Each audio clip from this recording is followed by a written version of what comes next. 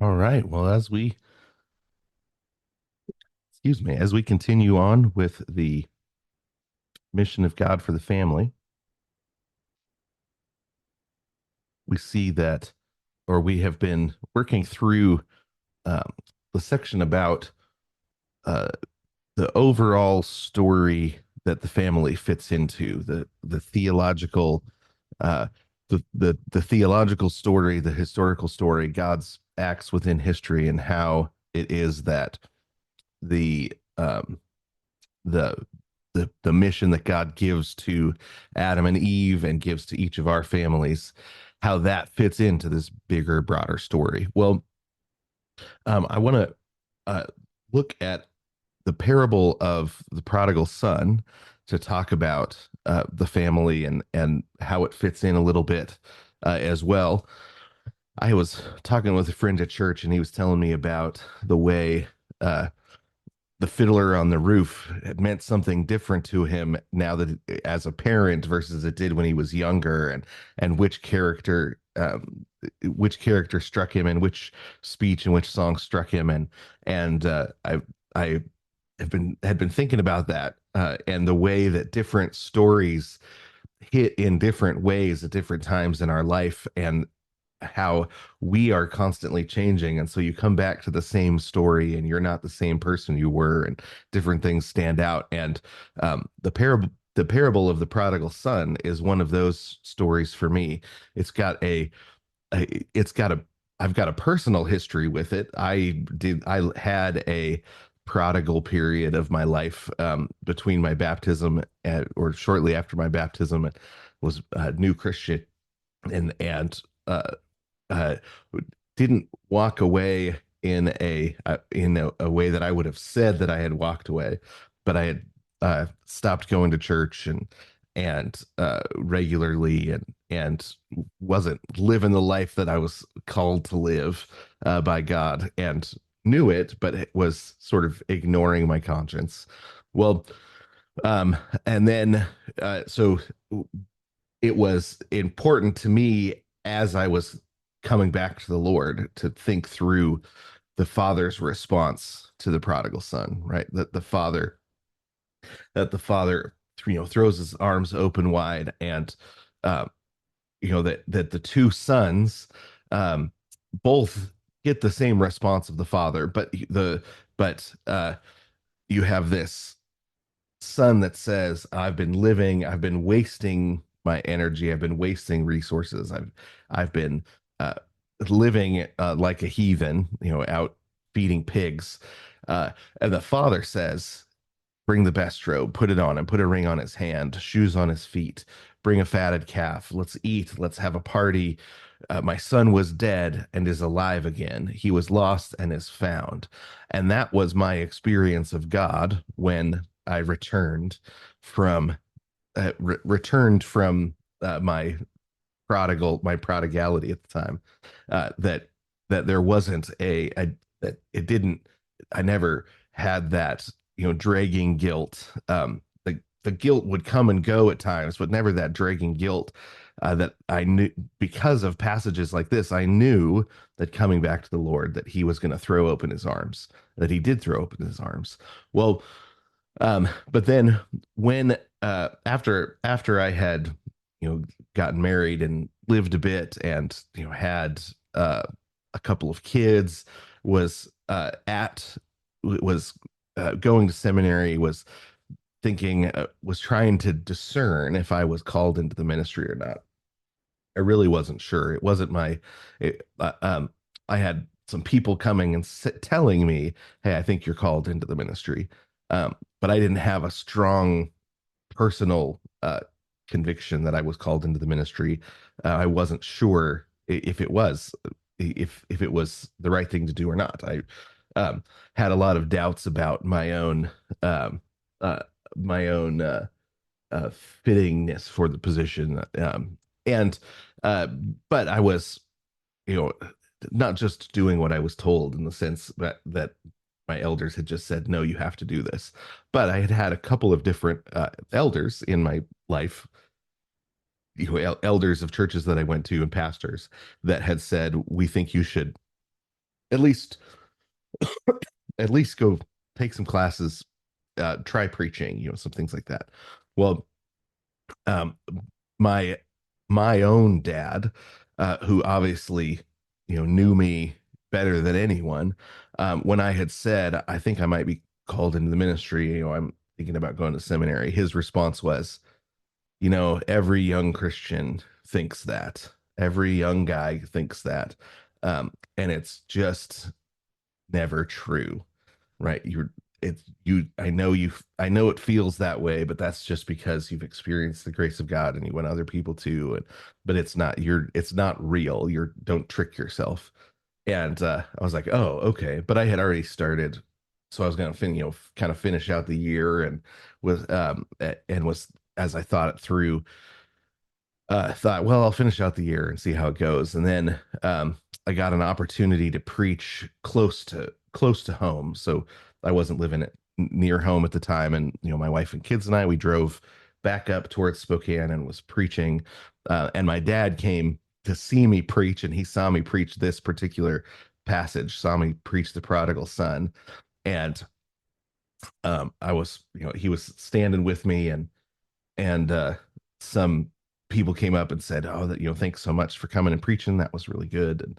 And my dad said, "Well, that's because he's got some experience as the prodigal." And I was thinking, "Yep, it's true, and that's probably why my dad thinks I am not called to the ministry." And then we got back to the car, and he said, "Hearing you preach, it's it's actually possible you might really be called into the ministry." Right? And it was, so this passage has a very personal response, a personal uh place in my heart and in my life and in my story, because of that relationship with my dad, that because of the way I had lived, I wasn't easy to raise. Because of that, it was, we had our moments of difficulty, and tension, and this passage I think about regularly when I mean, every time I read it, that's the what I think about, right? So this same story, before, when I was younger, it had one meaning. When I first read it as a new Christian, I thought, oh man, that's so neat that God is so gracious to people that sin, even in really big bad ways, right? And I hadn't, in my mind, I hadn't ever done that. And so it was a passage about that sort of way things are, right? You get to Luke 15 and you're like, man, God is so gracious to some of those older people. So other people. So I sort of came in to the faith as an elder brother. Um, and then, and then, um, get baptized, and God turns the heat up, and I didn't commit any of the big, bad youth group sins until after I had gotten baptized. I was uh, a straight edge punk rocker, so I'd never had any alcohol. I'd never smoked cigarettes. I'd never done never um cohabitated with the opposite sex, anything. And then you get baptized, and God is like, now I'm going to actually dig these sins out of your heart, and He goes after it, and um the so then I go through my prodigal phase, and I come back to this passage, and it means something completely different, because now I see how important and big and beautiful the open arms of God are. And I remember reading a book right after that by the guy who started Young Life, Mike Yaconelli, I think his name is, and him talking about the overwhelming nature of the grace of God, right? That the grace of God is that is unfazed by our sin, because His love and His intent uh, to for us to become His for His intent for us to become His children, and to become and to take on a family resemblance is so strong that our sin, it just doesn't get in the way that we think that it does, right? Because God is the one who decides on how, when, and does everything possible needed, does everything necessary to overcome our sins. Well, so and then um, then the passage also takes on a new meaning, a new perspective when I come to when I preach that sermon, with my dad, and then I start raising children, right? So my kids were pretty small at that point, and we when they're little, you can just pick them up and move them, right? You just pick them up and walk away if something's happening, and but then as they get bigger, there's this they take on their own personality and they each become their own person, and uh, the you realize um, the importance of the what the father is like in this passage, and it becomes something uh, that really is actually important for the for understanding what it means, or and how it is we're supposed to uh, be a father, right? What does it mean? Uh, what does fatherhood reflect about God, right? Why is it so important that we get to be parents, and and how does that uh, it's difficult to communicate, because being a parent is a you are a living allegory to your children of what God is like. Right? They look at you, and um, they are created to see a reflection of God. And I remember talking to, my son when he was he just turned 18, and he was talking about how some of his friends were struggling with their faith, and he said, it was uh, that they don't have a good relationship with their parents. So it's hard for them to shift into a good relationship with God, right? And I hadn't thought about it that way until he said that, right? But that this relationship with his parents had been and that has a direct allegorical connection in his imagination to his relationship with God. And so transferring from being a child relating to his parents to being a an adult relating to God wasn't as hard because of this really good relationship that he had with his parents. Well, um, and you see that here Jesus says that there is a poetic allegorical relationship between a parent-child relationship in the present and our relationship with God, because he doesn't really even come out and ever say, well, here in this situation, the Father is God, right? God is the Father, right? He doesn't say it. He just tells a story, and everybody immediately says, oh, he's talking about my relationship with God, or he's talking about people's relationship with God. I think he's talking about Israel's relationship with God in the original context, and then we take God's covenant relationship with Israel, and we typologically um, uh, typologically, analogically, we in our imaginations we apply it to the present, which is what we're supposed to do. We apply it to the present and see ourselves in the story. But one of the characters that uh, as we apply it that way, that we should see ourselves in, hopefully see ourselves reflected in, or be convicted that it doesn't reflect, is the father, as a magnanimous father. I really like the word magnanimous. It actually comes from in my I learned it from Aristotle, and he's talking about how to become a good rhetorician, and the importance of. He talks about it in the Nicomachean Ethics, but also in his rhetoric. Um, that that one of the ways to win over an audience is to be magnanimous, right? Generous towards your rival, generous especially towards a less powerful person. So if you're in a debate, and you're a much better debater, you're more eloquent, you're more educated, to be magnanimous uh, he actually wins over the audience. He talks about magnanimous as an important, but he says it can't be put on. It has to be a real virtue. Or actually, I think it's Cicero that talks about it that way. But He's talking about Aristotle, but that you can't just put it on as an act. You have to actually be magnanimous. Well, um, this magnanimity that the father shows towards his own children is a direct reflection or a direct commentary on the way God is towards us. And so, what we're supposed to do is look at the way God is towards us and then treat our children according to his magnanimity and extend that towards our children who are made in the image of God, right? We can't return magnanimity back to God, but we've got the image of God. We can return it to God through our children.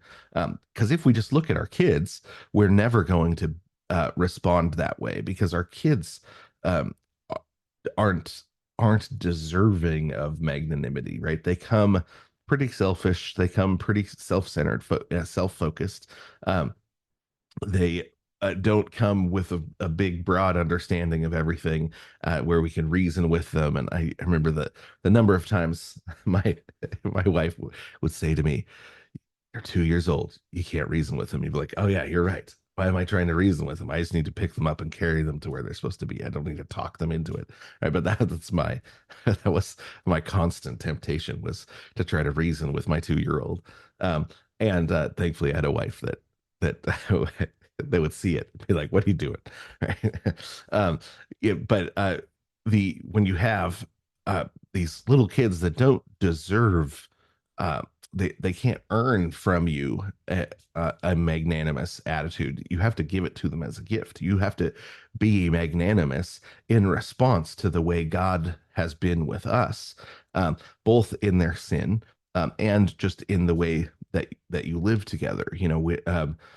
I, you with things like, when our kids were really little, we were really poor, right? I didn't start college until after, until we had our first kid. So uh the first um 4 or 5 years of their lives was me and working as much as I could while I finished out a couple of degrees, and so we were really poor.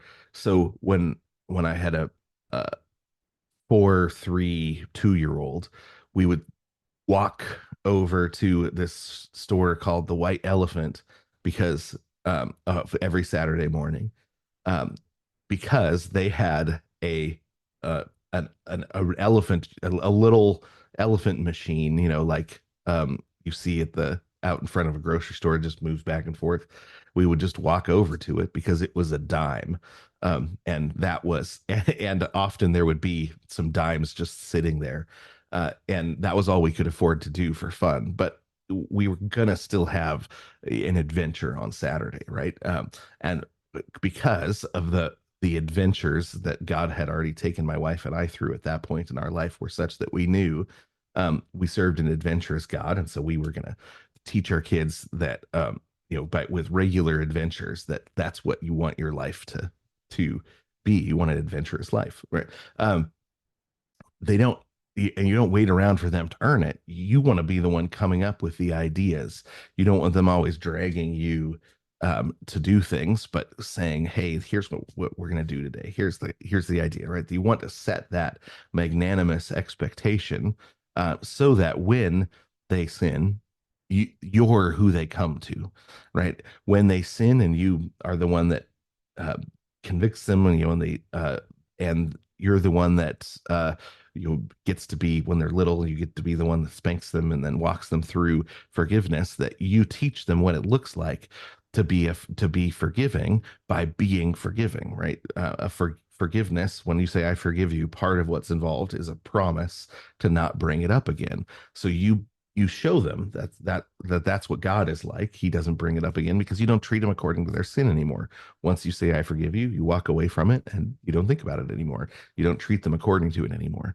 Uh, that magnanimous forgiveness towards a less powerful person, a generosity towards a less powerful person, is really important when your kids are growing up. And because you want, if they get in trouble, you want to be the one they come to, right? If they get themselves into a situation, you want them running to you because they know, okay, you know, dad, mom, they're gonna know that what I did is wrong. But I know they'll be forgiving, and I need help out of this situation, right? You don't want them running to hide if they do something they're not supposed to. You want them coming to you, and that you develop that relationship through being magnanimous, through being the one who is looking for ways to be generous, who's looking, there's so many. I mean, even in the little things, like having everybody go through to get food before dad. Um, when if you run out of food and you've still got some on your plate, and you see your kids looking around for more food and there's not enough, being just quick to take the food off of your plate and give it to them. Just the little ways that you look at your kids and think, in terms of generosity, uh, and then all the way up to when um, when they get themselves into some sort of debacle, which kids do, teenagers do, right? They find themselves, they do something dumb, and to be um, to be magnanimous, to be understanding, right? To be truthful and honest. This is where the sin was. This is where the sin was. So you help them to learn to confess their sins and be forgiven, but also be understanding, um, and think, okay, what would be the equivalent? What did I do that was the equivalent of this when I was younger? How did I feel in that moment? How can I then use their emotions as a bridge to move towards them, right? To move them towards me, to move towards one another, right? So that you're, by being compassionate and understanding, because that's what the father was like when the prodigal son came back. Uh, his father saw him, had compassion, right? Uh, felt or understood his passions, felt his passions with him, or understood his passions with them, was able to have compassion on him, and then ran and and picked him up, right? Ran towards him, kissed him, brought him back in, and said, "My my son who was dead, he's alive again." Right? The son couldn't even get out all of his confession before he was picked up into his arms. Right? That's what God is like with us, and learning to be like that, and making sure if they do come and talk to you about something, saying, I'm so glad you talked to me," right? Not uh, because the temptation is, "Oh, how could you be so dumb?" Well, you raised them. That's how, right? That's the they're teenagers, right? They're still they don't know what life is like. Teenagers need the respect of an adult and the grace of a 2-year old, because they've got the decision making capabilities of a 2-year old in the body with the strength of an adult, right? That's what teenagers are like. And that magnanimous attitude is what makes it so that they do come to you when they need help in a situation, because the goal is for them to grow up, move out, and you become a trusted advisor in their life, right? Because they don't have to come to you anymore. They're not under your authority, but you want to have the kind of open relationship where you get to continue helping them um, grow by communicating what it is that you're learning, because you're still growing in wisdom, even though they're moved out and married, and right, you're still growing in wisdom, and you hope to be able to continue to communicate that to them.